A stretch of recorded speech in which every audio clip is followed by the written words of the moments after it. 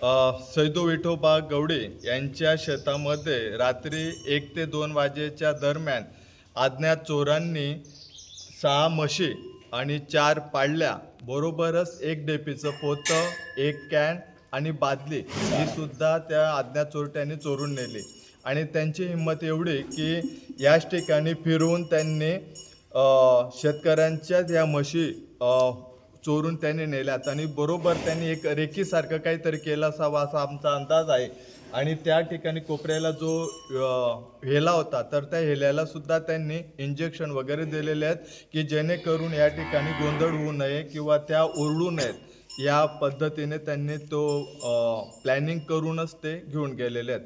आणि आमच्या बोरूरमध्ये आजच्या इतिहासामध्ये सर्वात मोठी ही चोरी झालेली आहे. आतापर्यंत जे बुरटे चोर होते तर ते 2-4, 5-10 बकऱ्या वगैरे, छोट्या छोट्या वासऱ्या, हे मोटर वगैरे असे ते चोरत होते.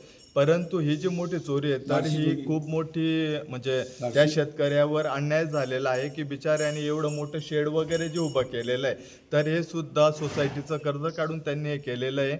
आणि आता क्लायमेट चेंजमुळे शेतीमध्ये पिकत नाही आणि म्हणून हा जोड व्यवसाय त्यांनी या ठिकाणी शेतीपूरक व्यवसाय म्हणून जोड व्यवसायाकडे, की इथून काहीतरी आपल्याला अर्थार्जन मिळेल आणि आपली उपजीविका सक्षमीकरण होईल, आपलं कुटुंब चालेल, मुलाबाळांचं आरोग्य, शिक्षण वगैरे या दुधाच्या व्यवसायामधून होईल असा त्यांचा तो मानस होता. आणि तरुणांनी शहराकडे न जाता आपल्याच शेतामध्ये, आपल्याच गावामध्ये रोजगार उपलब्ध होईल या अनुषंगाने त्यांनी हे ज्या ठिकाणी छान असं गोठ्याचं व्यवस्थापन केलेलं होतं. आणि याच दुधाच्या म्हशी त्यांनी चोरून नेल्यात. आजच ते उघड्यावर पडलेलेच आहेत.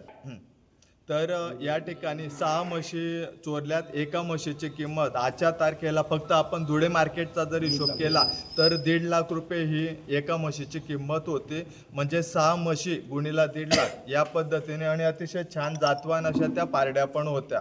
म्हणजे जवळपास 10 ते 12 लाख रुपयाचं या गरीब शेतकऱ्याचं हे नुकसान झालेलं आहे.